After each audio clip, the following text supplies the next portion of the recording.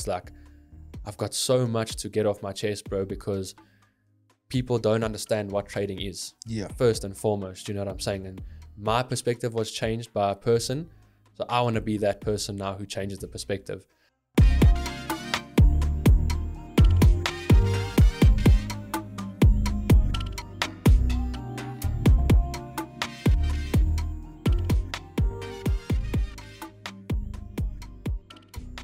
Yo, what's up, guys? This is Nqobile Tembane from Top Traders South Africa, and I'm bringing you guys another installment of Market Masters, where I sit down with the most talented and prominent traders in the industry.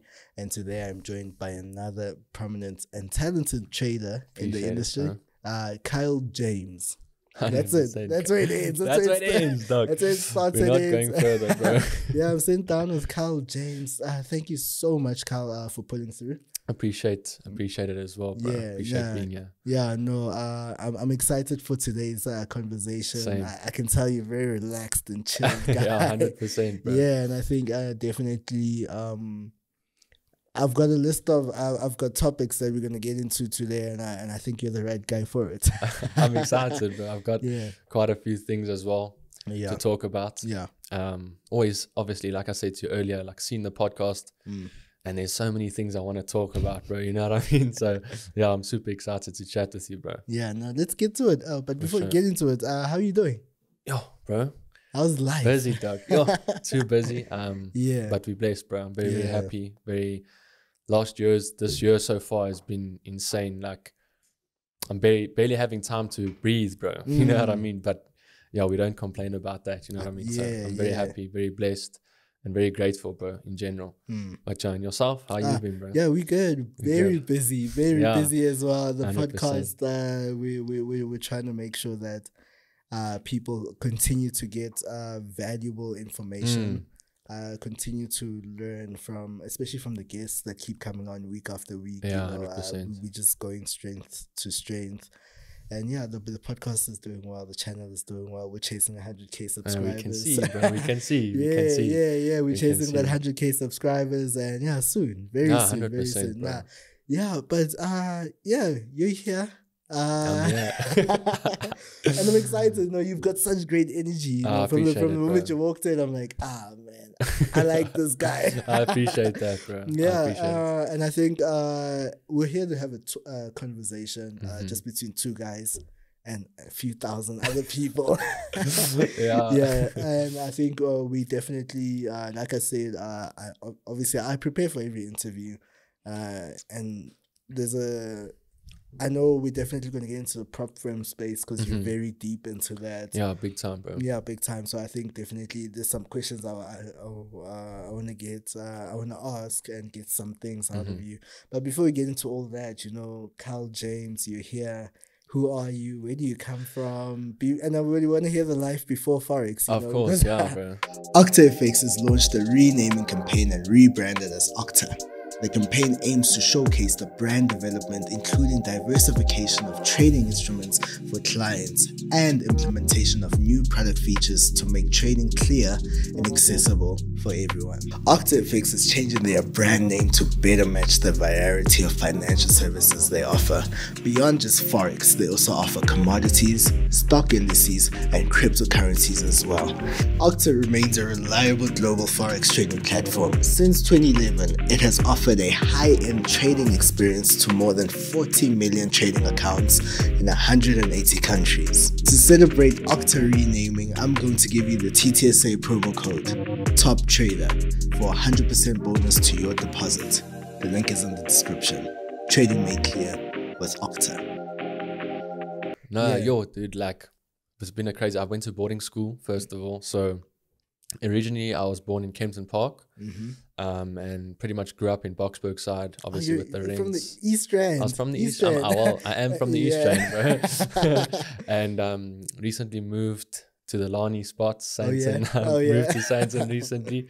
Had to make the move, bro, because I'm not gonna say too much, but Boksburg's dead, bro. You know what I mean? Like, just not my influence, if I can put it that way. Like, people are very drawn back and shit. You know what I mean? So, like you said, I'm a very flamboyant person, and sometimes people take that up wrong. You know what I mean? So, I had to be around the right people, bro, to really just be comfortable. But yeah, bro, I had a rugby scholarship in Glenwood High School in Durban, which is like a super militant school, bro. Like pretty much made me who I am now, like in terms of discipline and shit, like really helped a lot in like trading. But yeah, I was boarding school there. My parents obviously stayed here. So I used to like travel between the East Rand and Durban maybe like 6 times a year, just flying up and down. Yeah. But then, yeah, bro, I actually picked up trading while I was in Glenwood in grade 11. So we were like... Wait, how many years back was this? Because I know you're pretty young. Yeah, I'm 22, bro. 22. I'm turning 23 April next year. Oh, April, so you're 22 this year. Yes, Jeez. yes, bro. So I started trading when I was in 2018, when I was 17. And it's crazy how it happened, bro. Like so in the boarding school, there was like obviously like study sessions, right? And there was like a computer room. So we had like you know what EGD is, right? Obviously architecture. Yes. So we had like a PAT to do with the computer, like a major project. And I'm busy doing my EGD things, and everybody's supposed to be doing this EGD thing. And then next to me was this homie on the charts, bro. And I was like, what is this guy doing? This is not the project, bro. And I was like, what is this stuff? And I asked him, like, what are you doing, bro? And he was like, no, I'm making money. And I was like, what do you mean you're making money, bro? And then, yeah, that's how I got into it, bro. He showed me a couple of basic things, and then I just fell into the rabbit hole, bro. Yeah. My first 2 years was tough, bro. Like I always never like got proper education or anything. Obviously went the usual route to what everybody goes. The YouTube knowledge, the free knowledge.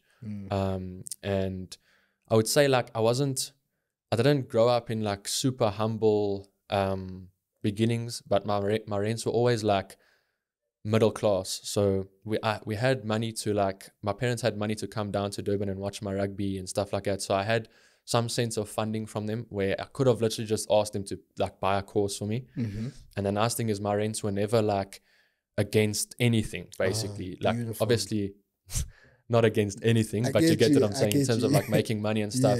They always used to push out like being an entrepreneur, not working for somebody else. Like they had their own business at the time, which is a real estate agency. And pretty much had my dad and my parents like as motivation to just do my own thing, you know what I'm saying, and not really fall into the line of what everybody else does. So they were always like okay with me trading or taking up whatever I wanted to take up. So I could have always asked them for like money to buy a course or something, but I don't know, with me, I've always just wanted to do everything by myself, you know what I'm saying? Like I never wanted to like have them help to that extent. Like I always just wanted them to be cool, you know what I'm saying? Like, and not necessarily put financial stress on them for no reason. So I just tried to do it all by myself, bro. Went through YouTube. I watched every YouTube video there is on the planet on trading. And yeah, bro, I always felt like, why would I buy a course or get a mentor if I can just use that money instead to actually trade with it? You know what I mean? So I was kind of like holding onto that money, but I ended up losing way more in the markets in any way. You know what I'm trying to say? So do you think if you had a mentor that lost earlier, big time, bro, really, it would have been it obviously depends on which mentor it would have been. That's you know what true. I mean? Which is very important. Like obviously there's a lot of guys in the industry that don't know what they're doing and they're just making money off of course sales and stuff like that. So it's very important to obviously do your research on each and every mentor out there and stuff. But I think if I just, instead of like jumping from YouTuber to YouTuber, even if I had to waste a little bit of money on a couple of courses, I would have lost a lot less money at the end of the day, because I lost a lot of cash, bro. And it was like stupid amounts of money for the age I was. Like I felt like I was going to be rich as hell, bro. And then, I ended up losing way more. But then at the end of the day, it was actually my girlfriend who was the one who told me to like take up a course, because bro, after 2 years she was like, you know, you've gone every route and nothing has worked. But let's talk about that 2 years, bro. That's the grind right there. That was the grind, bro, that's 100%. Where everyone gets, and a lot of people are stuck there. Bro, too many people, bro. Too many. There. And for some people, it's obviously longer than 2 years, like 4 years, 5 years, and then they end up quitting. And that's why like 90% of people are failing in this thing, bro. Like we're going to talk about like a very deep topic a little bit later, which is what I believe is not necessarily what I believe, what is literally the differentiating thing between being profitable and not being profitable. But it was definitely the ground, but like there was maybe 4 times where I quit, bro. Like 4 times where I told everybody like, nah, dude, this thing's dumb. You know what I'm saying? This thing's a scam, bro. Yeah. Because I'd make money and then I'd lose it all, and then I'd make money and then I'd lose it all. And there were like times where I had like over 200K like built up from a very small amount, bro. Just over leveraging the account the whole time, not necessarily getting to that point in education, like I said. And always just, the problem is, bro, like with YouTube and stuff, and most courses and mentors out there, they really focused on the method behind everything, like how to actually trade, like different strategies and everything to do with the actual chart. But trading in general is really maybe about 20% to do with what the actual chart has. You know what I'm saying? Like the skill set for me is the smaller part. You know what I'm saying? Like we always get told from like mentors and stuff that you must focus on the skill set 100%. I agree. Obviously the skill set's important, but it's a lot deeper than just knowing how to trade. You know what I'm trying to say? And that's the problem. Like most people are coming into trading only focused on the skill set. That's why we're having people strategy jumping the whole time and focused on different mentors, focused on different YouTubers and things like that. And that's why they never end up being profitable, bro, because it's got a lot more to do with numbers than anything else. You know what I'm saying? But yeah, like I said, we'll get to that a bit later. But yeah, those 2 years were very difficult, bro. Like had so many like mental breakdowns and things like that. And I never really realized how young I was. You know what I'm saying? That's the one thing. Like I always was like, yo, I got money now, and then boom, it's all gone. And I'm like, yo, I'm never going to be rich. You know what I'm saying? Like it was one extreme to the next, bro. But yeah, when I actually finally, my chick was like, I literally told her I'm going to give it one more shot. Okay. And she was like, instead of like taking money and depositing into a broker and doing the traditional trading again, why don't you just go the one route that you haven't gone yet and actually get a mentor? Because there's so much noise in the industry, bro. And like people who sell courses and mentors and stuff are branded so wrongly, you know, because of a lot of people, a lot of mentors who aren't actually doing it the right way. You know what I'm saying? So it's unfortunate, but I had the same perception. Like you hear from everybody that these oaks are only making money off of course sales. They don't actually know how to trade, etc., etc. And then I was like, you know what, let me give it a shot. And then she told me, if, for example, you get a course or get a mentor and it's still not working, then you know it is cap. You know what I mean? So, yeah, bro, I actually went with, I'm sure you've heard of Lambo Raul before. So I joined Lambo Raul. It was a hefty price and I had to wait because he opens like a certain amount of seats to his institution or his academy like 3 times a year, 4 times a year. So you kind of have like to join like a waiting list and then you pay the money, but then you like wait and you sit back and wait until you're actually accepted. So it took about 6 months and then I finally got accepted. And yeah, bro, he changed my whole perspective of what trading actually is. You know what I mean? And yeah, bro, since then, I've been profitable now for about 3 years. And obviously recently now just got funded with a 200K account with the Funded Trader. And it's been insane, bro. It's been amazing. Obviously, that's where like we said before the podcast, like in terms of capital, that's really, I knew I had the skill sets. I knew, you know, I could make money off of it, but I always had not enough capital because not a lot of people understand how much money you actually need to actually make a solid stream of income from trading, you know, and not everybody has 500,000 Rand to just pump into a broker, you know what I mean? So the fact that these prop firms are out here has really changed the game completely, where you're not even trading with your own money at the end of the day, and you're trading like basically 3.7 million Rands capital with the 200K account. But yeah, we'll get into that, bro. We'll get into that. There's a lot of things with prop firms as well that people don't actually grasp and understand, and a lot of reasons why people aren't able to keep their account or initially even pass challenges and things like that. But yeah, bro, it's been a journey to say the least. If I had to carry on talking about the journey, we'd sit here all day. We're here for it. That's a fact. That's a fact. Yeah, we're here for it. Yeah, okay, sure. All right, so that's basically how you started out. Okay, then so that you had that 2 years where you're just struggling, then you took the course. Yeah.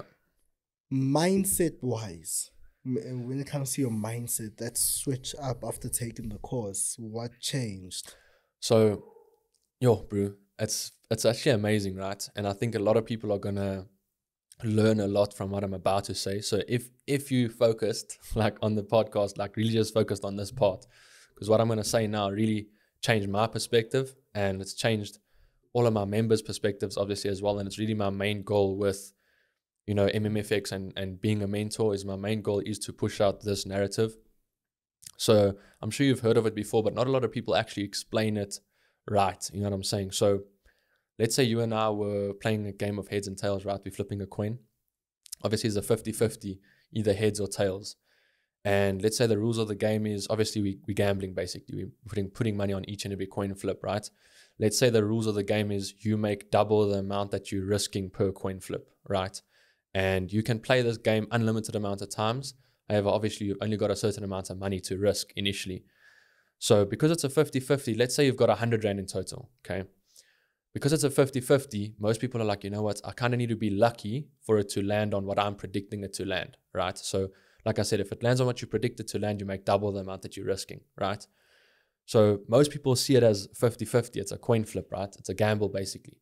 So they take that whole 100 Rand and they go and risk it on the first coin flip, right? And bear in mind, I said you've got unlimited amounts of coin flips, right? But you need to basically do the math for you to actually stay in the game as long as you want to, right? So initially, most people come into this coin flip thing and they flip the coin and they risk that whole 100 Rand on the first coin flip, right? And unfortunately, most people end up being lucky for the first 5 coin flips and they risk their whole amount every time. So let's say they flip it. First time it lands on what they predicted, they risk that whole 100, they made 200, they've got 300.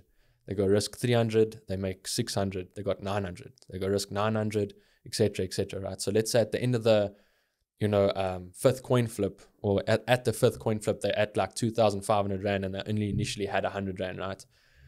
These people will literally convince themselves that they've got some magical way of knowing what the outcome's going to be, even though it's a coin flip. So it's 100% 50-50. Each and every coin flip's a 50-50. There's no way of us at all ever knowing the result, right? Because it's a 50-50 coin flip. There's no variables we can actually take into consideration or anything. Now they've convinced themselves that they've got this magical way, and it's kind of become an egotistical thing, right? So now they think, okay, you know, I've got this 2.5. If I risk this whole 2.5, I make 5K profit, right? That means I've taken 100 Rand to 7.5. I can go on my Instagram. I can tune everybody. Yo, dog, I've got this way. Best believe. Yeah, best believe. You know what I'm saying, bro? I've got this way to do this thing, and wah. So if I flip this now, I'll make 7,500. I can tell my friends, blah, blah, blah. They go, they risk the whole amount, and then it lands on what they didn't predict, and they lose all their money. Instead of telling their friends this amazing coin flipper, they go tell their friends it's a scam. You know what I'm saying? However, with you making 2 times the amount that you're risking per coin flip, you've already got an edge over the game. So if you actually thought of it out of a much deeper perspective, and you did the math and you divided your 100 Rand into 10, right? Now you're risking 10 Rand per coin flip to make 20 Rand, right? And you've got a sum of 10 coin flips. If you had to lose all 10 Rand per coin flip, obviously your 100 Rand's gone, right? Now let's say you have a 60% loss rate. So you only won 4 coin flips and you won 6, which means if you lost 6 at 10 Rand per coin flip, you lost 60 Rand, right? If you won 4 at 20 Rand, it's 80 Rand. So you're left with that 20 Rand of profit. Even though you lost 60% of the coin flips, you're still left with 20% of your initial investments at the end of the 10 coin flips. Remember, I said you can play unlimited amounts of time. So now you can continue and continue and continue, and the money's just going to compound and compound and compound, even though you only won 40% of the time. Even if you lost 70% of the time, right? That means you lost 7 coin flips at 10 Rand risk per coin flips. You lost 70 Rand.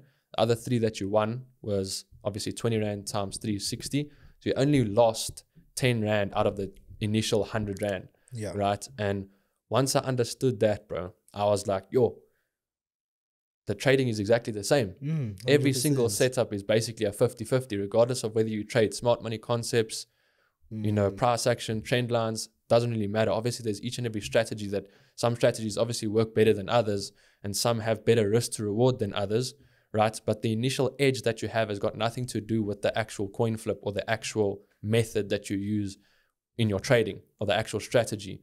It's all got to do with numbers at the end of the day. So a better risk to reward is obviously going to make you more money. It's not like a different strategy is going to make you more money. You get what I'm saying? So once I understood that, it completely changed my whole mindset. You know what I'm trying to say? Where we come back to what you asked about mindset is like, I realized like, basically with that being said, the risk has always been in my hands. You know what I'm trying to say? I've always had full control of the amount that I'm risking per trade. You know what I mean? And if I actually sat back and realized that, let's say I have 1,000 Rand account with whichever broker, whatever the case may be, I just need to know how much or how to actually risk a certain amount of that account, right? And the only thing that really matters is not how many trades I win or lose. It's how much I make when I win compared to how much I lose when I lose. You know what I mean? So risk to reward ratio was the big, like, booming moment for me. You know what I'm saying? And I was like, okay, cool. Like, trading is actually, it's kind of impossible for trading to be a scam. You know what I'm trying to say? Now that I understand it, even impossible for me to lose money at the end of the day. You know what I mean? So I was like, I'm going to just go formulate a strategy. And that's where the change happened. After the course, I had known enough about price action or strategy-wise, and I thought, you know, I don't need even more than a 40% win rate, bro. I don't need to trade all these crazy terms and, you know, weird strategies and stuff to actually be profitable. I can use the most basic stuff and still be profitable. You know what I'm saying? Yeah. But the difference comes in where you actually go and back test that specific strategy. Because when it comes to back testing, also people tend to do it out of an egotistical perspective. Okay. Like they're trying to see whether they are a good trader or not. Yeah. When it's got nothing to do with you, bro. You know what I'm saying? It's got all to do with your strategy that has to be built based on confluences that the market meets, right? So once I understood, okay, you know, simple price action, all of those things, I went back and back tested and made a strategy, formulated a strategy that I was comfortable with in terms of not just how I trade, but like my daily routine as well. Like what times are better for me to trade, etc., etc. And I really just journaled down every statistic I could possibly, like, on the actual strategy. So like, what is my win rate? What is my average risk to reward ratio for this specific strategy? You know, and having like an if and when approach. If the market does this, then I'll do this. If it does that, then I'll do this. If it does that, then I'll enter. Okay. You know what I'm saying? Yeah, no, I get you. Okay, so just going back to the risk reward, you know, risk reward is such it's important part of the game. It really is, because how much you risk, how much your reward is, 1, 2. So is there a sweet spot for risk reward?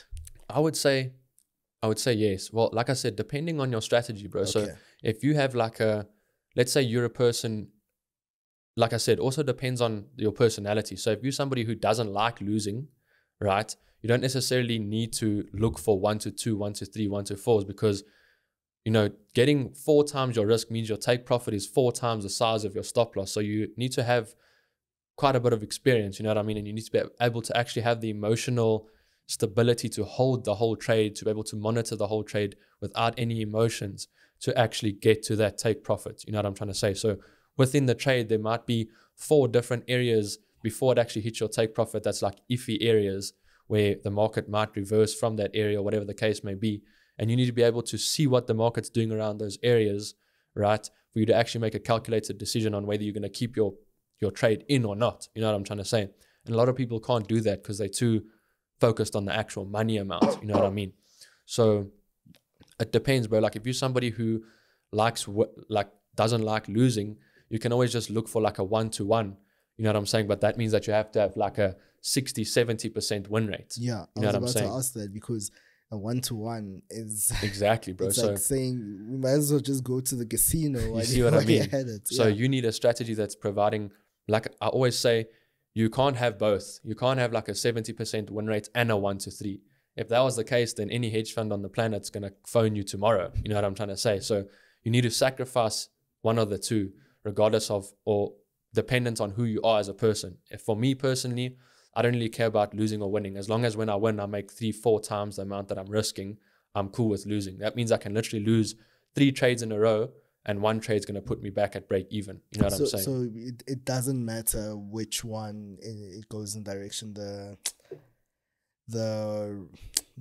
risk reward ratio or the win rate. The win rate, yeah. So yeah, it doesn't exactly. Really matter. So for me, it was like, there needs to be a sacrifice. There needs to be a sacrifice. Okay. When if I backtest my strategy and I actually journal it properly and I treat it like a business, and I see, okay, cool, I've got my strategy has a 50% win rate and an average risk reward of 1 to 2.5, let's say, right? That means that if I did the math and let's say I again had 100 Rand risking 10 Rand per setup, after 100 trades, where would I be? You know what I'm trying to say? You actually have to go that deep to become a profitable trader. Instead of just, you know, demo trading or live trading, you actually have to have statistics behind the strategy for you to actually have confidence to pull the trigger when the market's there. You know what I'm trying to say? So it's like a lot of people don't understand that, bro. Like a lot of people tend to think they need to get confidence within themselves when they can actually just get confidence with their own strategy that's actually physically proven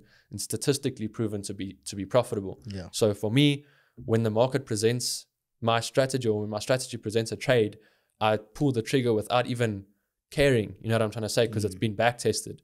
And I know that there's times where I'm taking losing streaks. In my back testing, I've taken 4 or 5 losses in a row. But then at the end of 10 trades, I still end up making, you know, a certain percentage of profit on the account because my risk to reward makes up for those losses. You know what I mean? So I would say, like, if anything, if there was a sweet spot, I'd say at least a 1 to 2. You know what I'm saying? If you're somebody, because trading is very difficult to have such a high win rate. You know what I mean? There's an average turnover or average amount of money moving in the markets every day of like $7 trillion. So it's very hard for you to actually predict based on drawings on the chart where the market's going to go. So win rate, I would say it's a much easier route to go with the risk to reward than what it is to go with the win rate. You know what I'm saying? So I would rather sacrifice a win rate and have a higher risk to reward than sacrifice a higher risk to reward and have a higher win rate. You know what I'm saying? Because then I'm going to be so dependent on each and every trade to either be a winner or a loser. You know what I mean? So, yeah, bro, I'd say if there is a sweet spot, I'd probably say at least a 1 to 2, preferably like a 1 to 3. Because then you can go into losing streaks, 3 losses in a row, and one trade just brings you back to break even. And then sometimes you're not having losing streaks. Sometimes you have 2 months where you don't take a single loss, but you're making 3 times your amount that you're risking. And those are the months where, especially on funded accounts, you can pay for like a year's expenses in advance, which is real financial freedom. You know what I'm saying? Where you actually don't have any stresses or any expenses that are like on your shoulders because you've already paid a whole year in advance. Now you can just continue making more money and buying more time, essentially. You speak on back testing. Okay, so the whole idea behind it is you get your strategy first. You know, you first get your strategy, and then you need to see if your strategy works, because you can't get a strategy and then test it 4 and 4 tested. You need to see if the strategy works for you to be like, okay, now I can stick with this, whatnot. But I feel like a lot of people back test to see if their strategy works. Exactly, but that's what I was saying. So it's like, you shouldn't be back testing to see if the strategy works. You should be back testing, and literally, the crazy thing with backtesting is you can get years of experience within 2 months, 3 months, depending on how much time you spend. You know what I'm saying? If I'm backtesting every day, 8 hours of the day for 6 months, I've literally got 5 years of trading experience. Then the emotional side of things also becomes easier. Yes, it's still extremely difficult, but it becomes a lot easier because now you have a statistically proven strategy where I went into so much depth where I literally asked myself, okay, I'm going to journal down the day on which I take every single trade in my back testing, because obviously on TradingView you can see, okay, it was a Monday or whatever, and then the session as well. And I got to a point where I would go back and look at the journal and say, okay, hold on, 80% of the times when I take a trade on a Monday, it's a loss. So I'm just going to completely scratch Monday out. I'm not even going to trade on Mondays. And you're learning the market. That's the reason for backtesting, to learn how the market moves. Yes, we might not ever completely understand fully the market, but you have it gives you an idea of like, hey, what is actually happening here. 100%. Now look, you know, on Mondays right now, hey, I'm not even looking at it, bro. You know what I mean? And it makes my day, like, it makes things, I'm a very because I was in a boarding school, like I said to you earlier, like I'm so used to having routine, you know what I'm saying? So it's like I need to have routine every single day. Like there needs to be a specific time that I'm coming into the markets, specific time that I'm clocking off, etc., etc. Otherwise, it just becomes a game. You know what I'm trying to say? So people don't. That's why people aren't profitable, bro. Because people don't give trading the necessary effort. You know what I'm trying to say? Because it's so easily accessible, and you don't need a degree, or you don't need any source of education at the end of the day to actually start trading. You and I can literally deposit into a broker tomorrow and start. Like most people just come into the game. That vague statistic of 90% of traders fail also makes up for those guys who start trading for 2-3 weeks. You know what I'm trying to say? And then they quit. So it's like, you need to understand, if you're getting into trading, if you really want to take it seriously, bro, like take it as seriously as you would take any other business that you're starting. People, when they start like a normal business, they, you know, make a business plan and they get funding and they do all sorts of, you know, strategic alliance and things like that for their business to work. But when it comes to trading, people just want to deposit and trade. You know, it's not going to work, bro. It'll never work like that. You know what I mean? So people just need to understand that when you come into trading, and if you actually want to make a success out of it, you need to actually do the necessary work, bro, because it's obviously it's not easy. You know what I'm saying? Like, and that's the other thing. Like, a lot of people tend to focus too much on the statistics side of things, where 90% of traders are failing or whatever the case may be. If you go and look at any income, it doesn't even have to be a high paying source of income, right? And I'm obviously not talking about a job, because a job's obviously you get the job and you get your salary. But I'm talking about like businesses, right? Where you start the business from scratch. Most businesses have a low success rate, if not all businesses. If you and I had to, you know, bro, with the podcast, didn't just pop off from the jump. 100%. You know what I'm trying to say? You needed to actually put in the time, put in the effort of getting the right guests, enough content, you know. And as you've been going on, obviously the podcast's been getting better and better and better.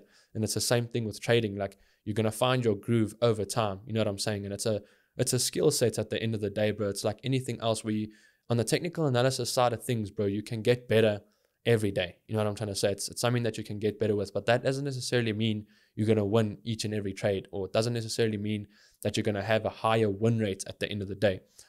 Because it's like the winning or losing side of trading is completely out of your control. Do you understand what I'm saying? So it's like, why do too much? Like I said to you, in my academy, there's something that I call the 3 M's in trading. It's kind of like the 3 pillars, right? It stands for method, money management, and mindset, right? And like I said, 90% of people are too focused on the method. Yeah. So they feel like they need to go and do so much work on the charting side of things, when they don't like take a step back and realize that, okay, the charting side of things makes up for like 30-40% of trading.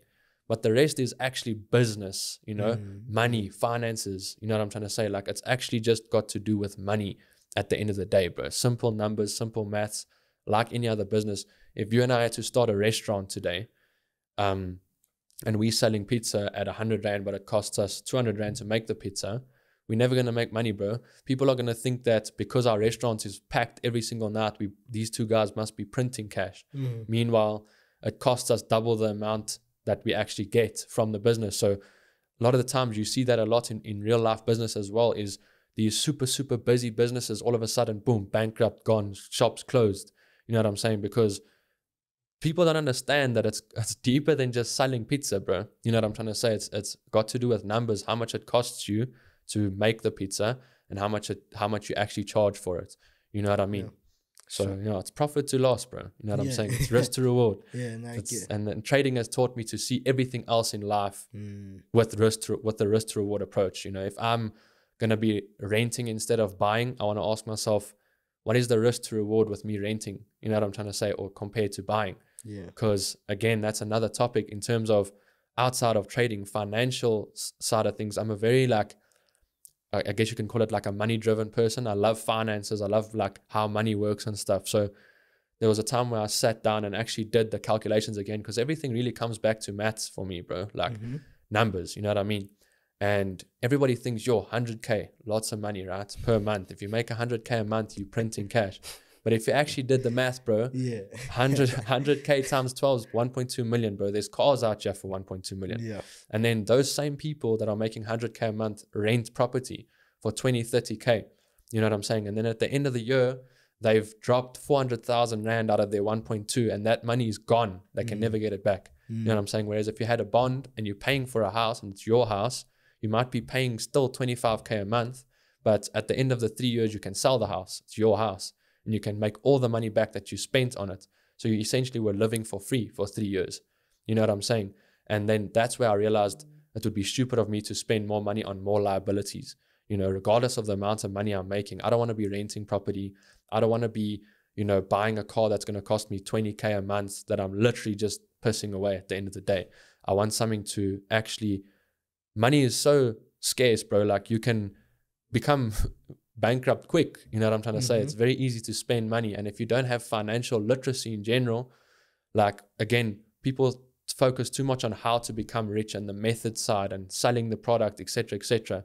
But if you don't have financial literacy and you're not able to actually diversify your money into the right assets at the end of the day, you're never going to be financially stable. You understand what I'm saying? Like if I'm sitting here with 2 properties that I own and somebody else is sitting here with 2 properties that they rent, yes, you might be renting a spot and you might be living lavishly for those 2 years, but at the end of those 2 years, you've wasted or spent 400,000 Rand, right? Let's say, rough figure, 400,000 Rand.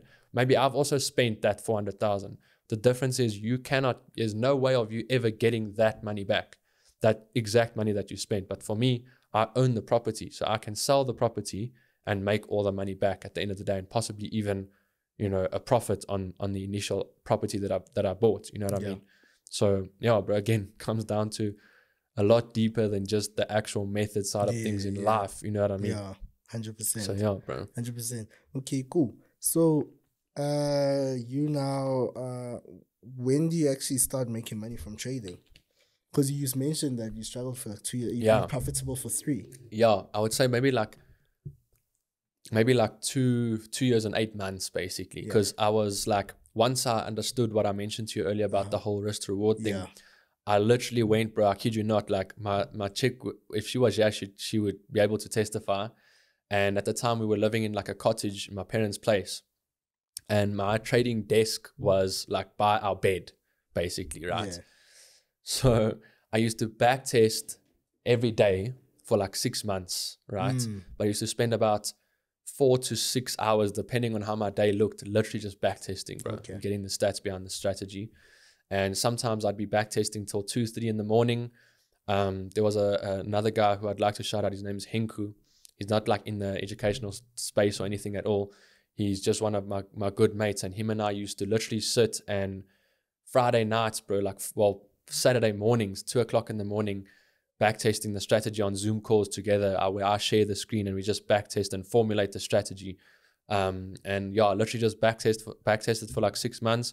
I had a sample of maybe like 820 trades that I had taken over that 6-month period, and I had actual statistics that proved to me that the strategy was profitable and how profitable it really is, to the extent where I literally journaled, if I am in a losing streak, right, for my specific strategy, how many trades does it take me to get out of the losing streak?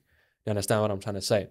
And now when I'm in the live markets, if I take 4 or 5 losses in a row, I don't shit the bed, bro. Like, because I know that my specific strategy, there is times where I take 4 or 5, sometimes even 6 losses in a row, but it takes me 2 trades to make all those losses back, or sometimes even 1 trade to take all those losses back. You know what I mean? So once I actually had formulated the strategy, I went straight into the live markets after that, because I was like super confident, because it was like in living proof, you know what I'm trying to say, in writing, like literally spreadsheets and everything had been journaled, bro, to the T. So I was super confident, bro, and I was like, you know what? Now I'm just going to execute, and I'm going to have to become better psychologically, because the skill set's done. Yeah. The strategy is profitable. Yeah. You know, now I just need to be able to become mentally better in the markets every single day, and really just become a better person. You know what I'm trying to say? Or a more emotionally stable person. You know what I mean? So yeah, bro, it's been an effort. You know what I mean? And a lot of people don't actually understand how difficult it is and how much work gets put into becoming a profitable trader. And what's happening during that 6 months? A lot of, like, there's obviously times where I was doubting as well. You know what I'm saying? Where I would take those 6 losses in a row and think, yo, maybe I must change something up. You know what I'm trying to say? But then I would just carry on pushing through it. And then there'd maybe be, you know, out of the 6 months, or out of the, let's say, 800 trades, there'd be like 10 occasions where there is 6 losses in a row. You know what I'm trying to say? And then I realized, like, before, all of the strategies that I tried, when I used to over leverage my accounts and not actually understand how to risk a certain amount per trade, etc., there would always be times where I would win like 5 trades in a row, and then 1 trade blows my account. And that's when I realized, like, it's not about the strategy. It's not about, because every strategy, regardless of what strategy you trade, is gonna have losses, bro, and losing streaks, to say that. You know, there's gonna be times of drawdown, ups and downs in trading, like any other business. You know, if you're an entrepreneur, You know, like, you know that when you have a business, not every month you're going to be making money. There's months where your business is in a loss, bro. You know what I'm trying to say? But that doesn't necessarily mean that you lost money, because you've still got the business. Yeah. You know, and the next day the sun's going to come up again and you're going to be able to execute again. And you might not know, you never know. It might be the best month the business has ever had the next month. You know what I mean? So I realized that, like, there is going to be losing streaks, and I just need to be able to manage my emotions. And that's the longer part of it, bro. That's the longer part of the journey, is where you actually have to be able to take those 6 losses in a row without doubting, without going to change to another strategy. Because before that, like I said, I had been strategy hopping. You know what I'm saying? Okay. Jumping from strategy to strategy. Yeah. And once I actually found the strategy, I was like, okay, cool, this works, bro. Like this. But what made you, so you were strategy hopping, but what made you finally decide that, hey, I'm going to camp here at this particular strategy? Literally, so before when I was strategy hopping, I literally didn't even know of backtesting. Okay. Like, I didn't even know of TradingView, bro. I was just trading on MetaTrader. Yeah. So, like, I didn't actually know that that's the amount of effort that gets put in. You know what I'm trying to say? And I didn't even know that you're able to get statistics behind your strategy and stuff like that. So that was initially the first strategy that I actually back tested. You know what I mean? And initially I back tested that strategy and I didn't have to look further. You know what I'm trying to say? So in other words, all the other strategies could have also worked as all well. of the other strategies could have worked, bro. So it was just a matter of the back testing. Just a matter of actually getting the stats behind the strategy. So if I back tested any of the other strategies previously and found that it was also profitable, I could have been trading those strategies as well. You know what I mean? So even now, like, I don't care, bro. I can jump to another strategy as long as I've back tested it for a long enough period of time and it's proven to be profitable for me, then I'll move to it, especially if it's proven to be more profitable than my current strategy. You know what I'm saying? But I haven't found anything out there, and I haven't had the need to look for anything else. You know what I mean? So I've literally been trading the same strategy now for literally like two and a half years, I'd say, consistently. Sure. Nah, that's great. Yo, okay, so now you start making a little bit of money, life changes, I presume. Money starts coming in. So what do you do when money starts coming in now? What is your thought process behind that? Because now money, you're relatively young. Yeah, 100%. And yeah, that's the thing. Like, I always ask myself, what is 90% of the people doing it at my age with this amount of money? You know what I'm saying? And what is going to be better for me in the long run? Like, my dad was also a guy who was like, he had made mistakes in his life as well. So he always harped on teaching us financial literacy and actually understanding where to spend your money when you've got it, you know, and where to invest instead of spending it on stupid things, etc., etc. I'm a guy who loves clothes, so I do spend a bit of money on clothes. This car I got now, obviously, was a car that I had been wanting, bro, since like 2014. I saw this 135 and I was like, yo, this is the one, bro. And initially when I had the money and I was comfortable enough to actually like get it, I was like, okay, cool. This is the one thing that I believe would be worth it for me. You know what I'm trying to say? So I got that, but then I'm a very like calculated person, bro. You know what I'm trying to say? So I really just sit back and really suss out the situation, ask myself if it's worth it at the end of the day. Again, like I said, risk to reward. And I really just ask myself where I want to be in the next couple of years, you know, because like you know, life is changing every day. Things are getting more expensive and more expensive and more expensive every day. So, you know, buying a house 20 years ago was a lot easier than it is now. And essentially, like I said to you earlier, it's easy to fall into that trap of not buying a property and renting one, because it's very difficult to actually qualify for a large amount. You know what I'm trying to say? So for me, it was always a situation of like putting away as much money as I can, and, you know, rather diving into more streams of income instead of spending the money at a young age on stupid things. You know what I mean? But I do obviously enjoy myself every now and then on certain things. But I'm a guy who really is like long-term driven on the bigger effect, bro. You know what I mean? Yeah. Nah, I do get you. Yeah, so life goes on, money starts coming in, you start making some smart decisions. Now you're still trading your own capital at this point, correct? Yeah. Yeah, this is before you were funded. Yes. So when do you actually have your first When do you hear about prop firms for the first time?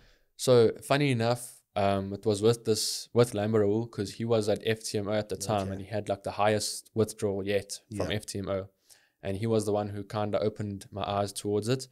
And then there was this other guy, his name is Niku as well. I'd like to shout him out as well. He is in the mentorship space, but he was working at like a supplement shop at my gym, and he was also trading. And then he passed a challenge, and he explained to me what it was, and then he left the job and like went into full-time trading and stuff. And I was like, yo, I like, this thing sounds pretty crazy. Like, how do they give you so much money? You know what I mean?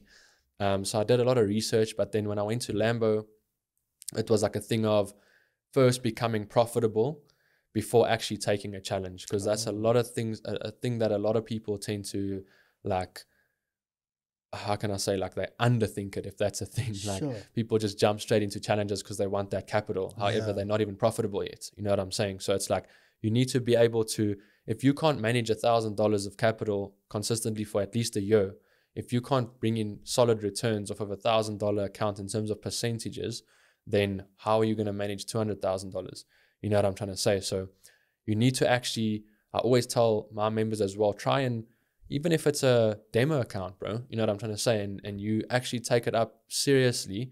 Whereas if you are profitable, then you're going to be going the funded route, because at the end of the day, people tend to think that you're, you know, on demo accounts, there's no emotions and things like that. It's a waste of time.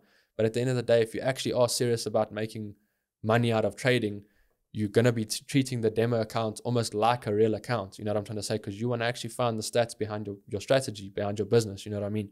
So yeah, bro, I initially found out from Lambo, and then I knew about it all along. Okay. And then I just traded a personal account and actually proved that I was profitable for a period of time. And then once, you know, I was profitable for a year, that's when I initially tried to pull the trigger on the funded accounts. A whole year. A whole year, bro. I know a lot of people will be like, that's way too long. Yeah. No, I wanted to make sure, bro. I wanted to make sure, because the market also moves different, bro. You know what I'm saying? Conditions change. You know what I mean? So sometimes you're going to be taking a challenge in the worst conditions. You know what I'm saying? Like, in my time when I did my challenge, when I initially got funded, there was still a time limit. So like now it's different because there's no time limit anymore, which has obviously changed the game completely. But for me, it was like making 10% in 30 days is really fucking difficult, bro. You know what I mean? So it's like, you're not just going to be anybody and be able to do that. You need to actually be able to trade in any market conditions, whether it's consolidating conditions, trending conditions, doesn't matter. You know what I'm saying? Especially now, like there's so much economical unrest. We just came out of COVID. Then it was the Russia-Ukraine. Now it's interest rate hikes left, right, and center. Then it's interest rate holds left, right, and center, inflation through the roof. So the conditions are changing daily. You know what I'm saying? With one moment, the dollar is extremely strong. Next day, the Fed makes some sort of announcement that they're looking to drop the rates or whatever the case may be. And then boom, dollar's bearish for the next 3 weeks. Then again, one announcement, boom, dollar's bullish for the next 3 weeks. So you need to actually be not just technically, but fundamentally, you need to be on the game, bro. You need to be on the ball. You know what I'm saying? So I wanted to make 100% sure that if I do go into this challenge thing, I'm not just jumping the gun. I'm not just doing the next craze in trading, because, you know, you've also been here for a while, bro. There's a lot of crazes in trading that pop up every now and then. There's this new thing. And I didn't want to just jump the gun just because there's these funding accounts. Now, I knew that there was obviously massive, you know, opportunity with it. But I was like, you know what? I need to actually be profitable before I actually give this thing a shot. You know what I mean? If I can't lose $100, how am I going to be able to lose 2,000? You know what I'm trying to say? Even though it's not my money, I still have a drawdown rule to abide to. So if I lose that account, I don't have any capital. You know what I'm trying to say? So it's just as serious at the end of the day. Yeah. So yeah, bro. Sure. Yeah, you know, I want to give people a breakdown of becoming a funded trader. You know, I feel like people need to get a breakdown of that, and I'm talking about just before the funding happens. There's a lot that goes towards, because I think a lot of people, I know there's things like instant funding. People want to skip that whole process right now. And there's always a trick, bro. Yeah, you know always a trick, 100%. We saw with this My Forex funds things now. These guys don't actually want you to be funded. You know what I'm trying to say? But I mean, if you're profitable, bro. And yeah, they as long as they pay you out, bro.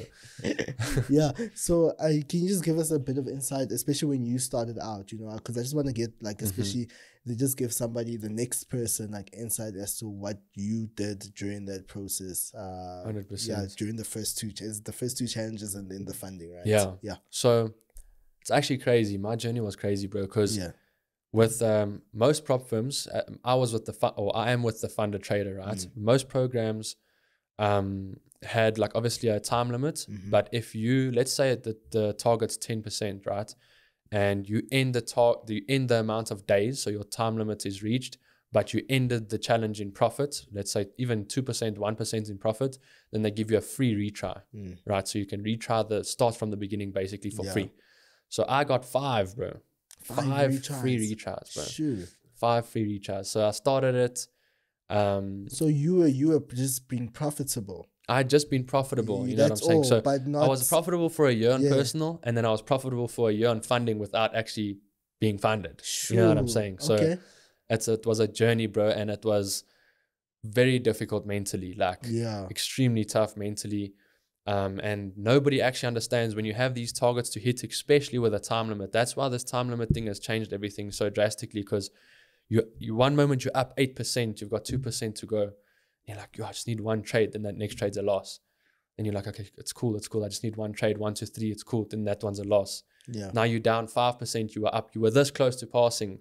You know what I'm trying to say? And on the other side of the spectrum, there's this $200,000 account. You know what I'm trying to say? And how difficult is it though? Especially what you just mentioned right now, when your target is 10% and you need that last 2%, and you keep. How difficult is it to stick with what you need to keep doing with your own method? That's the thing, bro. And that's why I took a whole year of trading a personal account first. Okay. Because I didn't necessarily feel like I needed to change anything technically or strategically, because the strategy isn't going to change, and it wouldn't make a difference if I had to actually make a difference or a change with the actual like technical analysis side of things. And initially, after the 5 free retries, initially I was only risking 1% per trade. Okay. Right. And then after 5 free retries, you think to yourself like, it's impossible, bro. You know what I'm trying to say? Because I kid you not, bro, my first challenge, I ended the challenge at like 9.6%, bro. Sure. I was like 0.4% away from passing. Then my second challenge was like 8.3. Yeah. Third challenge, I ended in like 4%. But then I again just went back to, I asked myself like, what am I good at? And I know I'm good in numbers. So initially maybe there's another edge that I'm not looking at, you know what I'm trying to say? And I think the other problem is people tend to focus too much on the end goal with these funded accounts.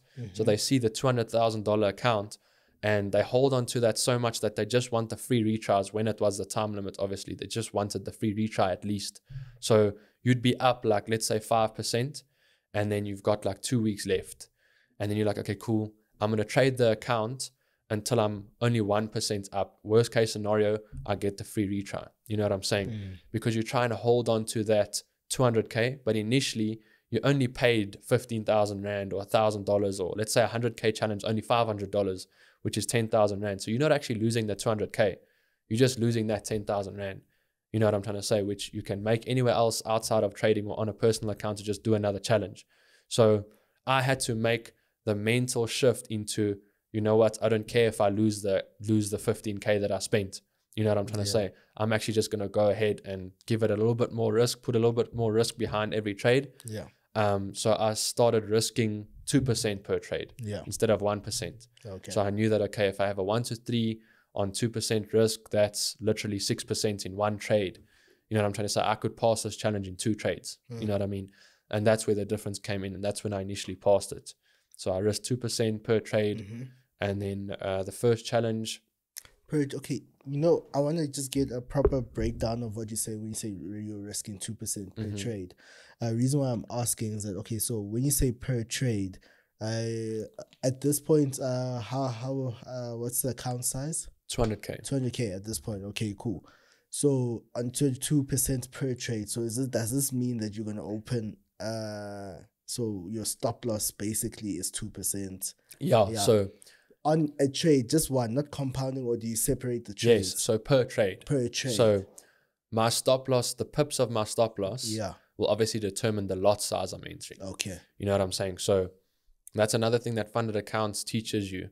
A lot of people are just trading with a specific lot size. You know, they'd say, I get that question so much, bro. Like, what lot size do you trade? I'm like, bro, it's different every trade. So true. Because my stop loss is different every trade. You know what I'm trying to say? I have a different size stop loss because my stop loss is based off of the actual chart. You know what I'm saying? I'm not going to place a 10 pip stop loss on every single trade because maybe there's still an area of whatever you want to call it, support, resistance, supply, demand, whatever the case may be, that might still keep you in the trade. The trade's not necessarily invalid yet with a 10 pip stop loss. So my stop loss is placed first. You know what I'm saying? I know, okay, this is where I'm getting out because of market structure. Now I need to know how much pips away from my entry is my stop loss. If it's 30 pips, 20 pips, whatever the case may be. And then you can literally just get a position size calculator. There's one on baby pips. There's an FX calculators. And then you just enter there your account balance, the base currency, the pips of your stop loss, and then the pair. And then you just click calculate and it'll spit out the lot size, standard lot, whatever. And then when the market gets to that exact level, you enter the trade with that exact stop loss. And then when the market hits that stop loss, you risk that, you lose that certain amount, that exact amount. Yeah. You know what I mean? So that's the thing. Not a lot of people know that, bro. And it's like right in front of your eyes. You know what I mean?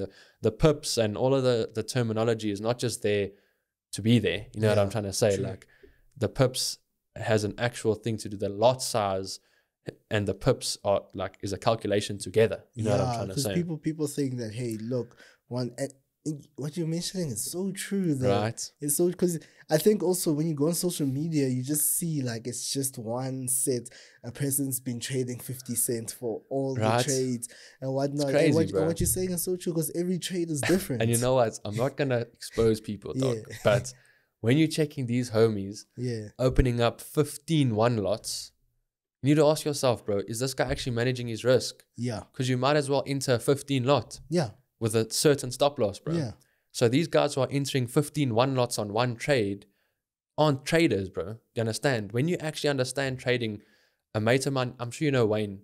I'm not sure.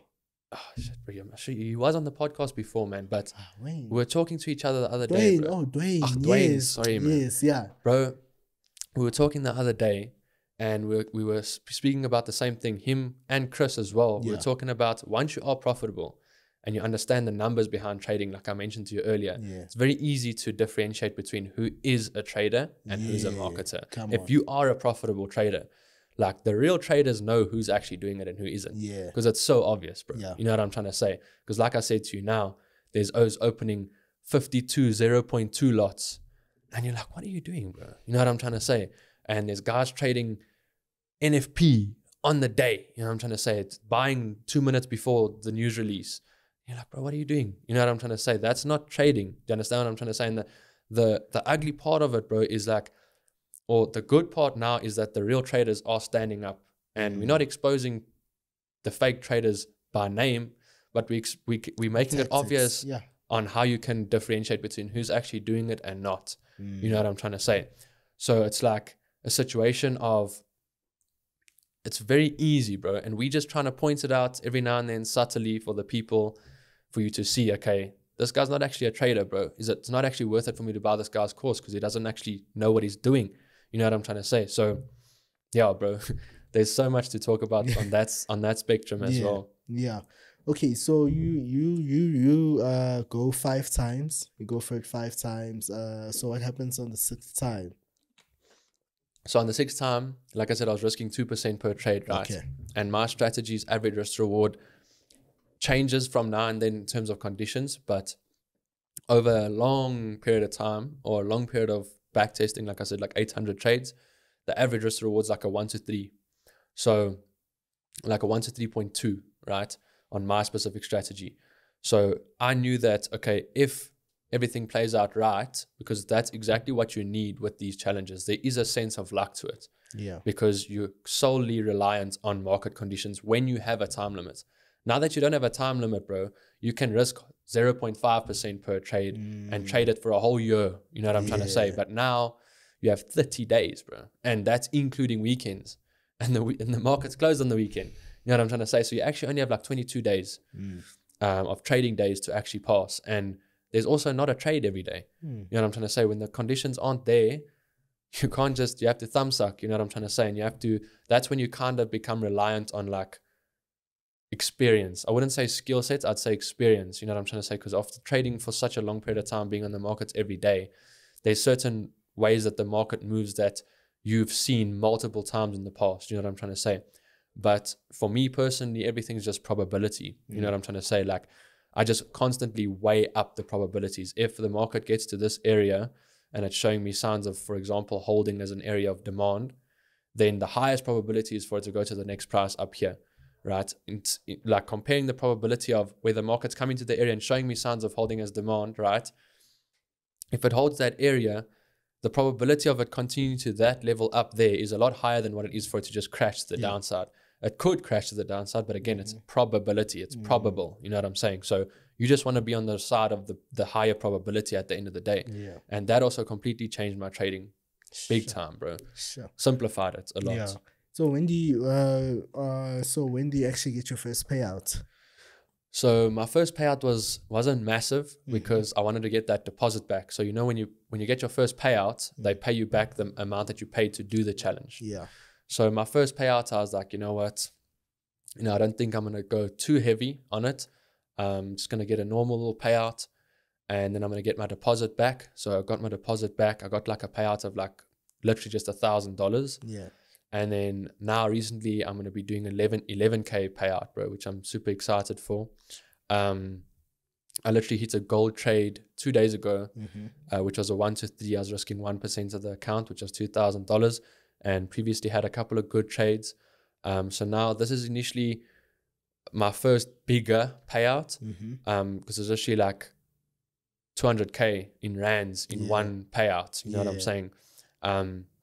But before that, payouts weren't necessarily massive. You know what I'm saying? Just really trying to keep the account, you know, make money from it first before I actually just pull the trigger and try and, you know, make as much as I can and level up. You know what I'm trying to say? But initially, my goal right now is just to continue trading this account consistently, and then I want to go and do another challenge. One reason why I haven't done another challenge is because of the current situation with my Forex funds, because I don't want to buy another challenge and then all the prop firms go down. You know what I'm trying to say? So just want the dust to settle a bit, and then maybe middle next year, I'll go ahead and hit another one. You know what I mean? And try and get as much capital as possible. So my question is, okay, so your plan right now is to stay on the 200K funded account. 100%. No, that's so key. The reason why I'm asking it like that, why? Yeah, let me just ask why you decided to just stay there. Because a lot of people are gonna watch go more. Yeah, gonna watch this and be like, this guy, man, he's withdrawing 11K. He has 11K withdrawal pending 100%. Right there. He's waiting for it. Why doesn't he buy more challenges? Why don't you level up? Of course. Why aren't you trading a 400,000? 100%. I get that question a lot, bro. And the main reason is because I had 5 free retries, and it was so draining for me to constantly have that hitting the target, you know, behind, like at the back of my head, I'm constantly having to work towards hitting a certain target, where it's now not a trading for money thing anymore. You know what I'm trying to say? It's trading, you know, to hit a certain target to get capital and then make money. You know what I'm trying to say? So after a year, after doing 5 free retries, you get into the habit of trying to hit that target the whole time. You know, and it's easy then to still be in that mindset once you've got the account. That's why a lot of people fail or lose the account, I should say, because they're so used to trying to make as much as possible, because 10% a month is unheard of. You know what I'm trying to say? It's very fucking difficult to hit 10% in 30 days. You know what I mean? So it's like, obviously now there's unlimited time, but I just want to give myself time to really just bear the fruits of the hard work that I've put in, and not have that target at the back of my mind, and just let the strategy now finally actually pay me proper money before I actually look at leveling up again and leveling up and leveling up. You know what I'm trying to say?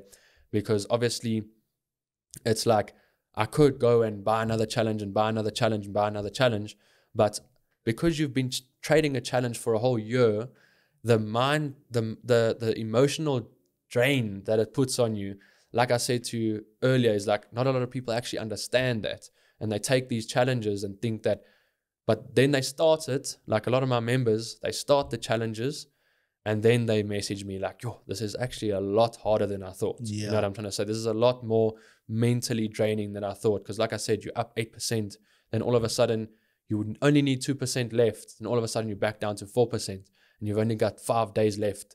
You know what I'm saying? Now you start forcing things to get to that target. And then all of a sudden, okay, now I need to settle for the free retry and start over again. You know what I'm trying to say?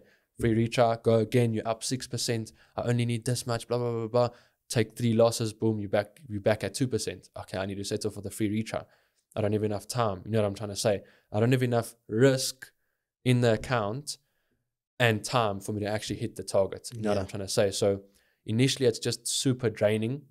And I just want to give myself some time to actually not have to hit targets.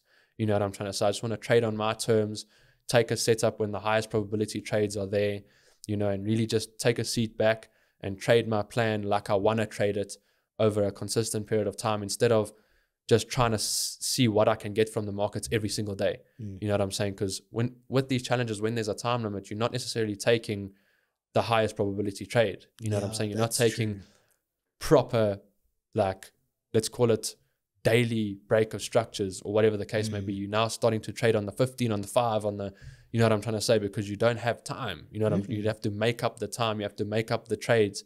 And sometimes you're taking trades that aren't even there, but you convince yourself, oh, this is good. You know what I'm trying to say? So I just want to give myself some time to just take high probability trades, get out of the habit of like trying to hit a target and pushing it the whole time like that. Because again, it's another thing Chris and I spoke about the other day, was people tend to think that more trades, this is different, Chris, more trades, people tend to think that more trades means more money, which is opposite. You know what I'm trying to say? When you actually sit down and do the statistics on these prop firm challenges, the actual guys who have the actual accounts are taking way less trades than the guys who are trying to get the accounts. You know what I'm trying to say? And it's actually had a positive correlation where less trades has correlated to more profits and more trades has correlated to less profits. You're leaving yourself open to a lot more risk by actually just being active in the markets every single day. True. You know what I mean? Whereas just taking the trade when your specific strategy is presented to the T, you know what I mean? And even if that could still be a loss, but at least you're trading exactly your strategy that has been back tested, that has proven to you that it is profitable over a long period of time. You know what I mean? Yeah, no. So yeah, bro. Exactly what you mean. Sure. I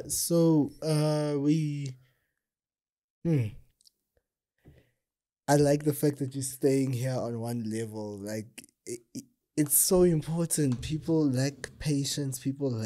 And it's so frustrating to continue to watch. Yes, we understand leveling up in life is important, but sometimes you really need to just kind of stay in one place for a period of time. And give yourself time to learn and whatnot, because essentially at some point people become complacent. That's the thing, bro. And like, you're already leveling up by getting the first account. You know what I'm trying to say? You haven't made money like that. I've never had a $200,000 withdrawal on a personal account in my life. You know what I'm trying to say? So it's like, you can't level up if you just got to the new level. You know what I'm trying to say? Like, and there's no PlayStation game or anything in life where you get to the next level and it just skips the level and you're on the next level. You know what I'm trying to say? You actually have to play out that level and actually feel how it feels to get those types of withdrawals. And like I said, you're already leveling up by getting the account. So now actually just stay there. Like, trade the account, get the account, keep the account. Ask yourself, because what's the use? I go and level up and I've now got 600K, but I still can't manage it. I can't keep the account.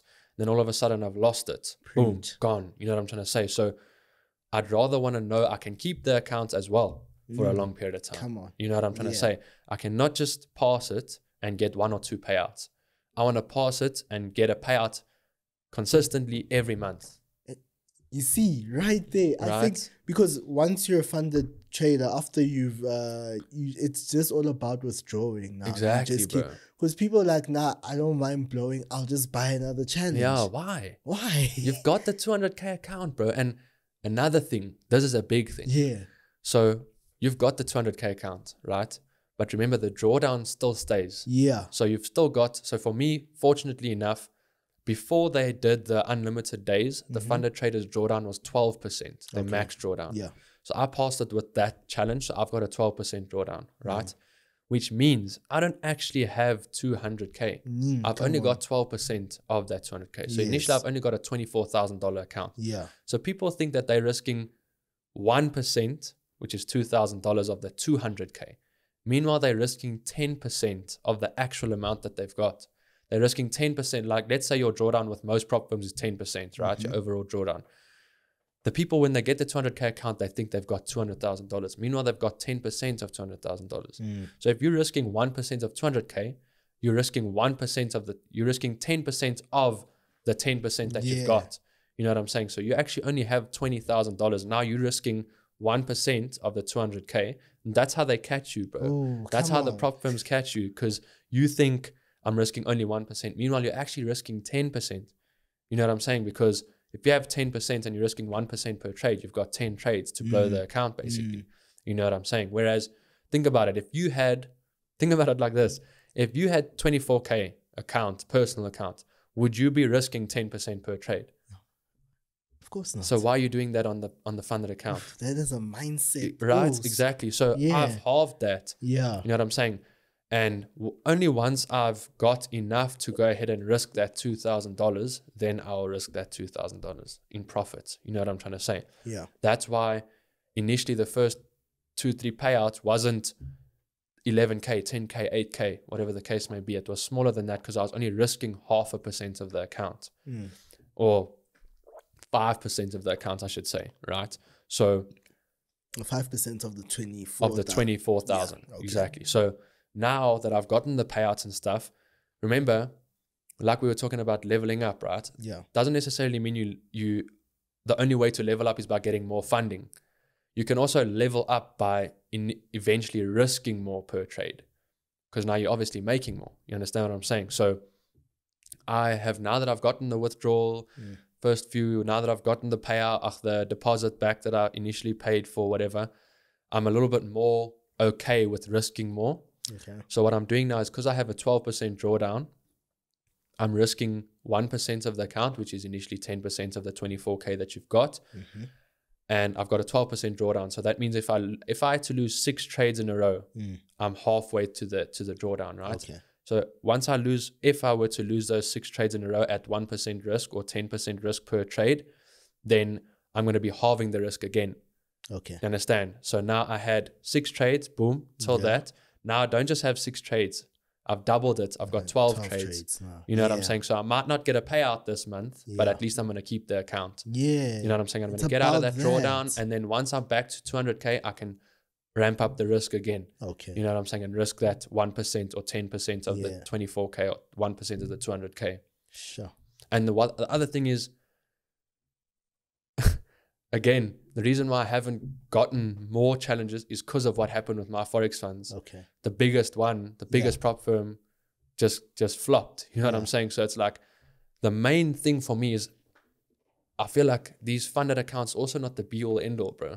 You need to be able to get the funding and then make the capital from the funding to put into a personal account, where now you with a regulated broker, you don't have a drawdown percentage, whatever, and it's actually your money that you're trading. You can't wake up one day and the prop firm's gone. Yeah. You know what I'm saying? So my plan is to, every single cent I make from the prop firm or the funded account, I want to immediately just pump into a personal account. You know what I'm saying? And then initially you've got the same sized account, because remember, again, you've only got $24,000, right? So now I'm basically making a withdrawal of half the amount that I've actually got on the funded account in one withdrawal. So you know what I'm saying? So now if I go and I have, let's say, like I said, again, with these funded accounts, it's so possible to withdraw like R1 million. You know what I'm saying? Because one withdrawal now, $11,000, is about 200,000 Rand. You know what I'm trying to say? So I need 5 more of these and I've got R1 million. And if you've got R1 million in a personal account with obviously a regulated broker, there's no risk of that broker obviously flopping. But now you've still got a large amount of capital where you can still risk essentially a similar amount to what you were risking on the prop firm account. Yeah. So where you were risking $1,000 on your 200K account, you're now risking 20,000 Rand on your million Rand account. You know what I'm trying to say? Or 40,000, 50,000 to make upwards of 100, 150K in a single trade. Yeah. You know what I'm saying? So initially, I believe that prop firm shouldn't be the be all end all either. It should be the gateway to really getting that big amount of personal capital. And initially, you don't want to put up 1 million Rand of your own money. But if it's money that's been made from another stream of income, or if it's money that's been made in the markets with the prop firm, it's initially still not your money. You know what I'm trying to say? So it's a lot harder to put in 1 million Rand. Obviously, not everybody has 1 million Rand of capital to just put of their own money out of their bank account. But if the money's been made in the market and it's just automatically been put into another broker, it's just constantly moving. Yeah. You know what I mean? Yeah. So you're saying you risk per trade. Do you compound your trades? You do compound your trades. Okay, yeah, I think that's where a lot of people actually, because you're saying it's per trade. Is it per trade idea? Like, how much do you risk? What is your maximum risk per trade idea? So initially, it's also all going to depend on like the where I'm at in the account. So for example, if I'm up 5% on the account, and I say, okay, cool, you know what? I'm willing to take 3% for my withdrawal. Okay, so I would risk 2%. You risk 2%. I'm cool with risking 2%. Trades now of right? what you usually trade. Exactly. Okay. Or I would risk that 2% in one trade. Okay. So the highest probability trade that I could possibly find, if I know, okay, cool, let's say 5% of the 200K account, right? $10,000. If I'm like, okay, cool, I'm fine financially. It also depends on where you were the month before and your expenses and your actual life. But if I've already paid a couple of my expenses already paid for and whatever, and I don't necessarily need more than, you know, the whole $5,000, or I don't need the whole 10,000, then I would be like, okay, cool. I only need a $5,000 withdrawal right now. I've got another $5,000 in the account, right? So I would be okay with risking the other 5,000, because on the other side of it, I could be making 3 times my risk and making 15,000. That's where those big payouts come from. You know, when you actually are in a position to risk more, you know, like without having an extra stress on your shoulders. You know what I mean? So essentially, the risk that I put on every trade is also differs based on probability as well. So for example, if it's been a choppy month and there hasn't been a trade in like 2-3 weeks, right? And I now have to pay my bills or whatever the case may be, I might have to fork out a less probable setup, but I'm not going to risk what I usually risk on my high probability trades. You know what I'm saying? So I'd halve the risk, or even risk like 25% of what I usually risk. So you're always in control of the amount that you want to risk. You know what I mean? And that's the only thing we can control. It's honestly the only thing, bro. You know what I mean? And unfortunately, people don't get that for some reason, bro. Like, it's right in front of your eyes, but you don't get that.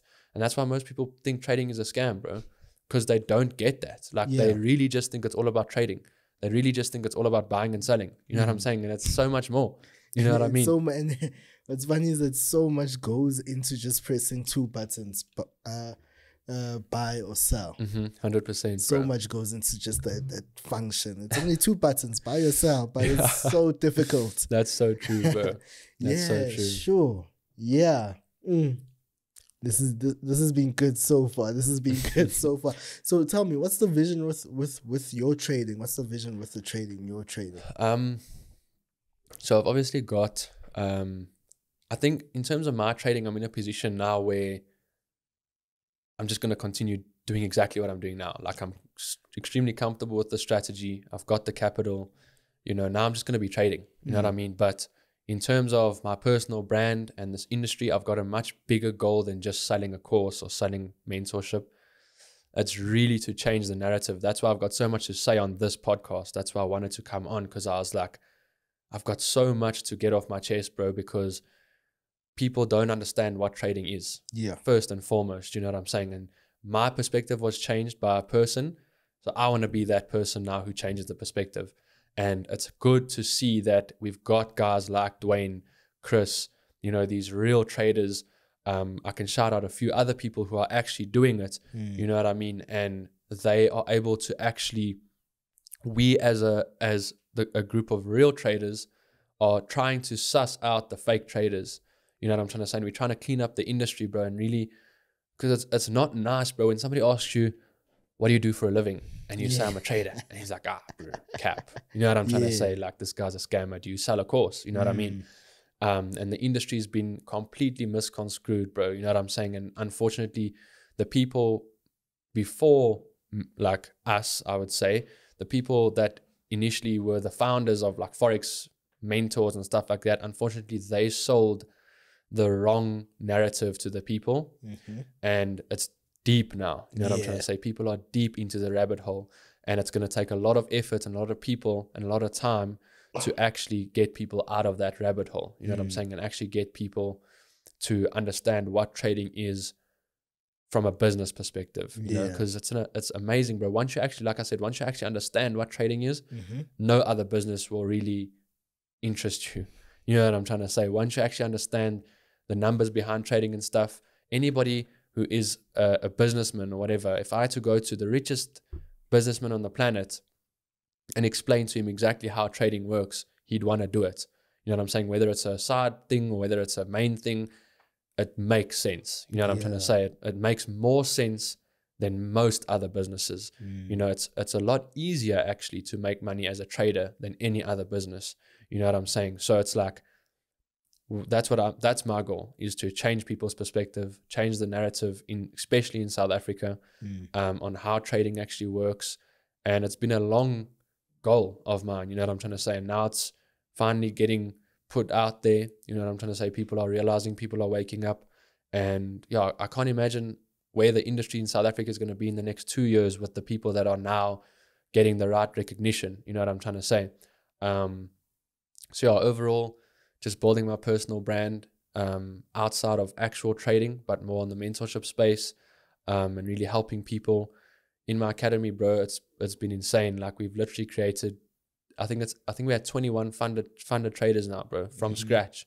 So people who haven't even seen a candlestick in their life before have joined the academy, and they're now trading 100, 200K accounts. And it's been insane, bro. Like, it's been an incredible journey, and I'm very passionate about it. You know what I mean? It's something that I'm extremely passionate about. So I really try and push as much content and knowledge out in my academy as possible every single day, because I've been in academies and stuff where the mentors aren't even present. You know what I'm saying? Where they aren't even really doing anything. You know, they give you the course, they add you to the group, and then there's just signals. That's it. You know, and signals is a conversation as well. Like, it's the dumbest thing in the world, bro. That's a conversation for a very different day. 100%. 100%. So getting funded, staying funded. Let's just talk about that, because I think a lot of people kind of don't understand the difference right there, because to get funded and staying funded are two completely different things.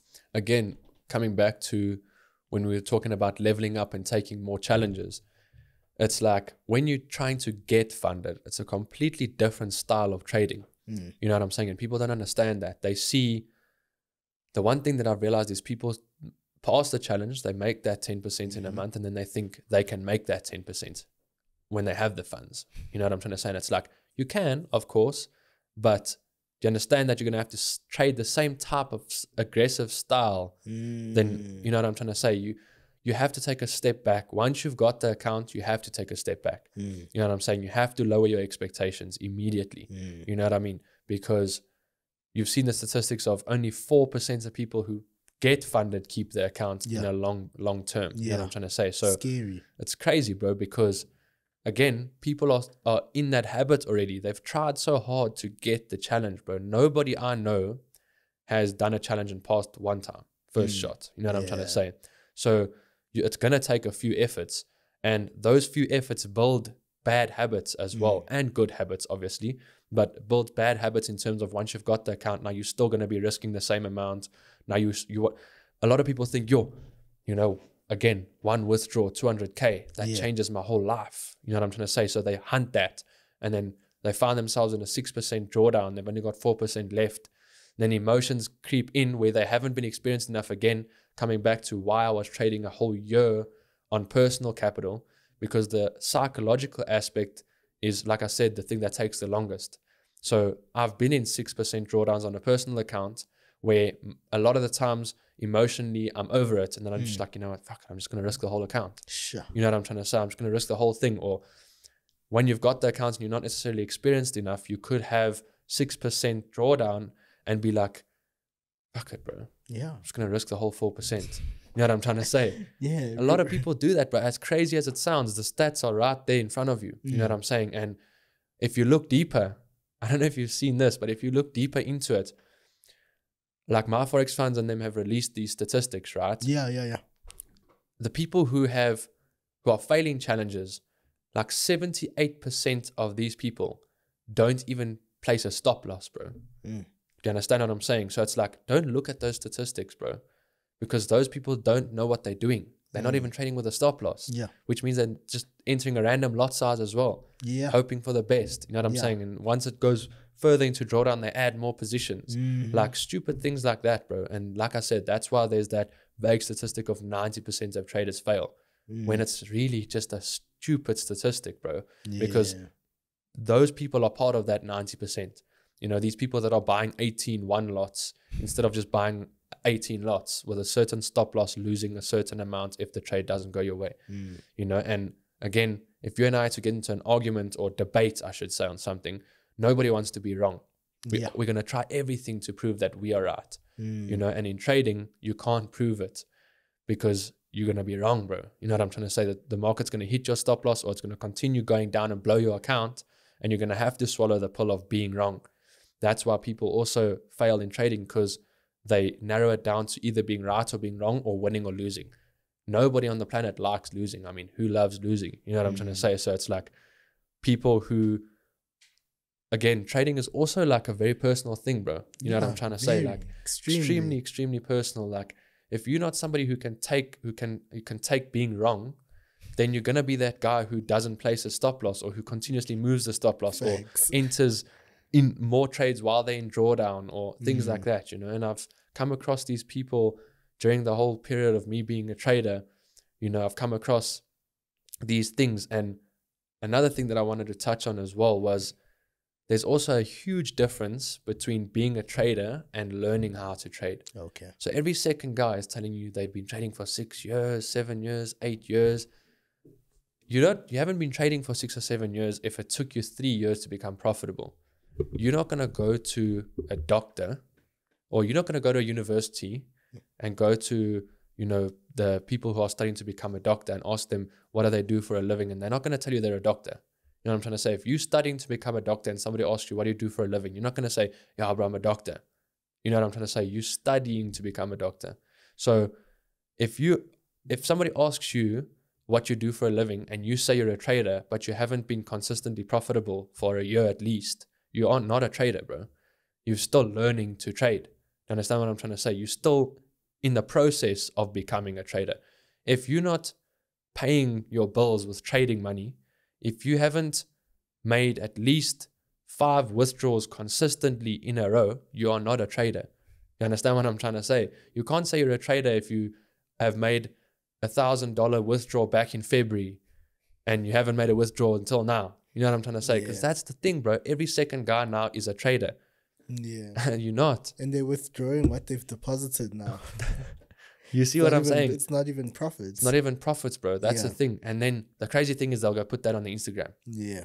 And it's like people have fallen into the noisy side of trading. You know, like somebody's been trading for 3 months now has all of a sudden got a course. You know what I'm trying to say? Somebody's been trading for 3 months, you go check his Instagram, he's saying, nobody does it like me, blah, blah, blah.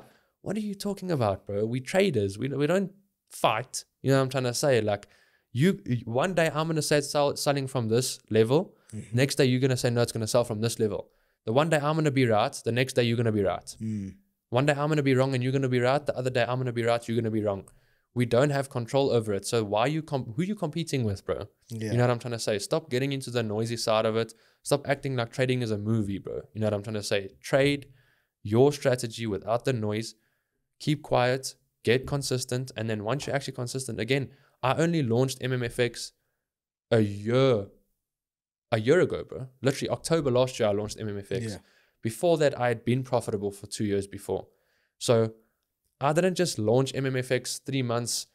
Like a lot of people they're not profitable on the markets yet. So they need a side income. Yeah. So they launch signals or wada, but they're not even profitable yet. You know what I'm saying? Because there's obviously money in the industry. And it's unregulated. So you don't need any form of certification. You just to teach trade. Forex. Exactly. You just trade. If you say you can teach Forex, then you just teach, bro. And that's why you're seeing guys just teach these basic surface level things in their courses. Yeah. Charging 15K for a course only.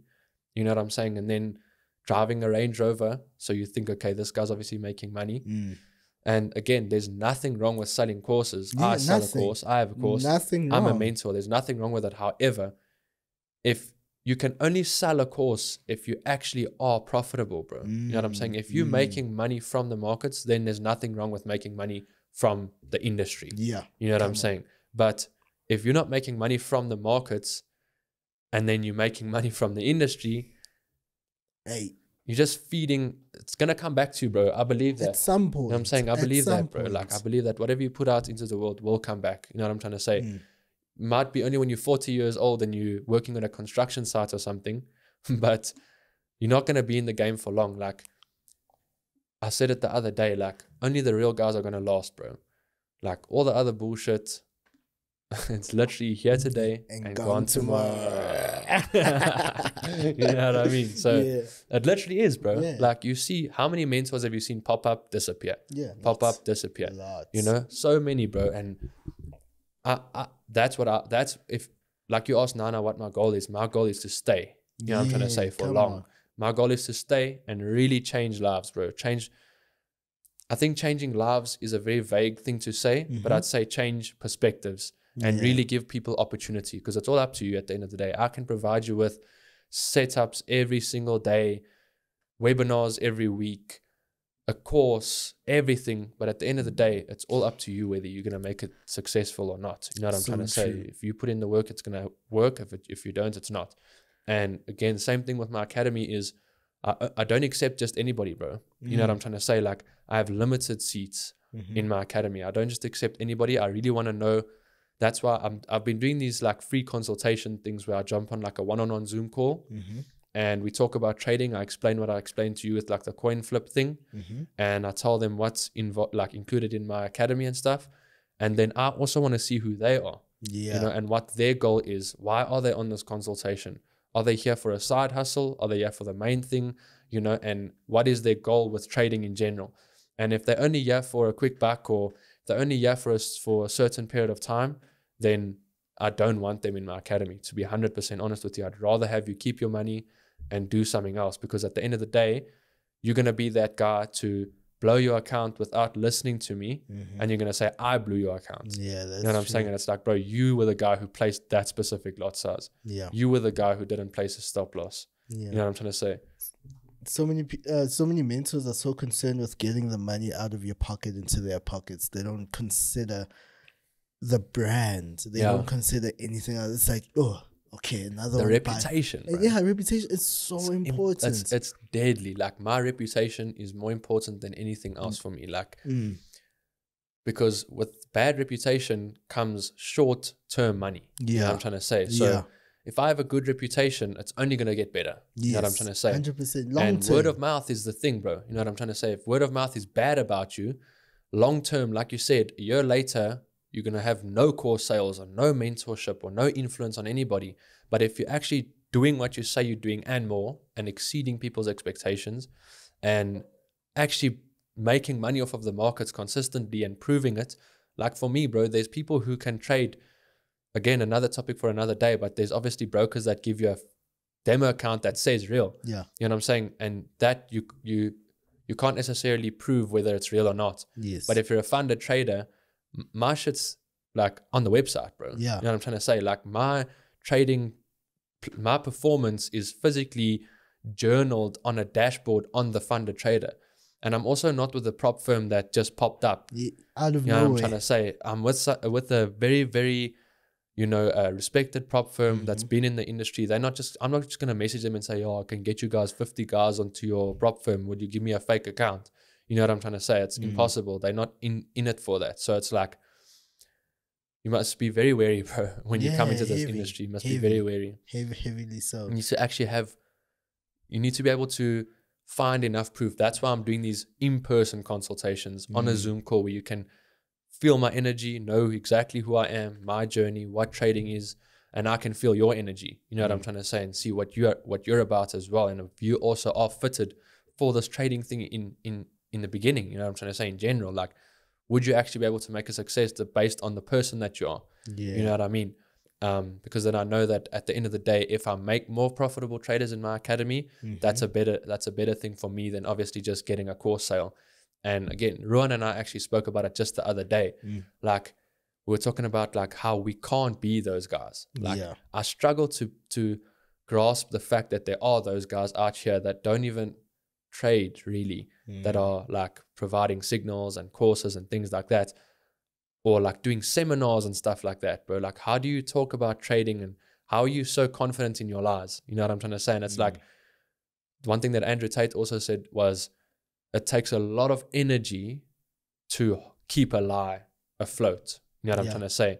And you're constantly going to have to keep that lie afloat. It takes a lot of energy and a lot of time. You know what I'm saying?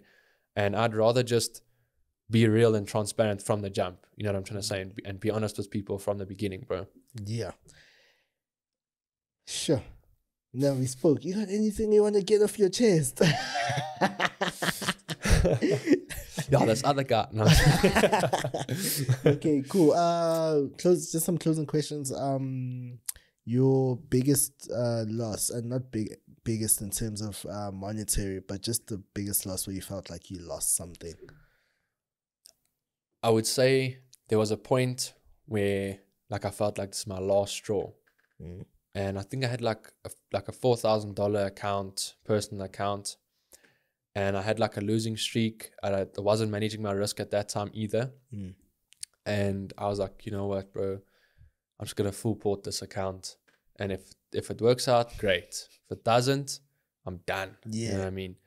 And I still told everybody, and I realized, yo, if I risk the whole account, I can make this amount, blah blah blah blah. And I was like, I was numb, bro. I was like, I'm over this thing. Like, I'm really, really over it. Like, I don't want to do this anymore. And I full ported it, lost it, woke up the next day. I was like, okay, like, what do I do? Do I, you know, join the family business? Do I, what do I do? Like, what can I do to make money? Because obviously I'm not going to be trading anymore. Essentially, like, that was my quitting moment. Then went into other streams of income and just found it boring, bro. I want to go back. What was the lesson you took from that? I would say there was a few lessons, but I would say, like, again, getting like proper education. Like, instead of holding on to the money and not wanting to buy a course, if you're going to take this thing on alone and go through YouTube and things like that, you need to be willing to like experience a couple of years of not making a cent. You know what I'm trying to say? You need to be able to, you can do it through YouTube only and self-knowledge and stuff like that, but that must be at the expense of a couple of extra years. You know what I'm trying to say? Whereas if you have a proper mentor, his role is just to shorten your learning curve and make it a lot easier for you. Like I said, if I had gotten the proper mentor a year earlier, I'd be where I am now a year earlier as well. And then you start thinking about it like that. You're like, damn, where would I be now then? You know what I'm trying to say? If I had gotten a mentor literally just even 6 months earlier. But yeah, bro, I guess it's just all comes down to, especially if you're a beginner, even if you've been trading for like 2 years without finding profitability, just take the risk, bro. Like, get a mentor, you know, and do your research on the people, and just find proper education. It's going to make your life 10 times easier, bro, from the jump. Sure. Beautiful. Yo, what a chat, bro. What a chat. Heavy chat. No, thank you, Carl, so much for putting I appreciate it, bro. Thank you for sharing your knowledge. We're not done. we're not done. I'm just looking at the time. I'm like, we've been going at it for quite a while. Of course, bro. Yeah, but I'm just like, we're not done because I feel like there's still so much more that can be extracted. But I'm just like, the people. I'm like, just trying to think for the people. Yeah, 100%. But definitely, it's not the last time having you here. I appreciate that, need to have you here again. Next time we'll have leveled up. I'll have that 600K. I like that. 100%. Yeah, 100%. No, thank you so much for your time and for sharing your knowledge as well. And thank you guys so much for watching. Thank you for the support. We're on a road to 100K, guys. So please subscribe. I don't usually say that, but hey, it's the first time I'm saying it. Yeah, subscribe. Yeah, and don't forget to check out the link below with our sponsor, FX. And yeah, I'll see you guys same place. I'll see you guys same time, same place next week. And thank you.